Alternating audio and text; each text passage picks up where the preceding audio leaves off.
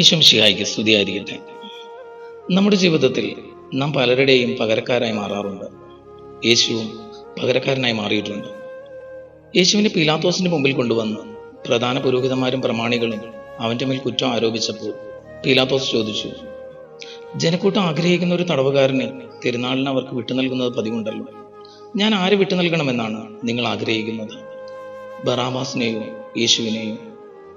ബറാബാസ് കുപ്രസിദ്ധനായ ഒരു തടവുകാരനായിരുന്നു എന്ന് വചനം പറയുന്നുണ്ട്. ജനക്കൂട്ടം വിളിച്ചു പറഞ്ഞു, ബറാബാസിനെ വിട്ടുതരിക, യേശുവിനെ ക്രൂശിക്കുക. അവിടെ കുപ്രസിദ്ധനായ തടവുകാരനായ ബറാബാസിന്റെ പകരക്കാരനായി യേശു.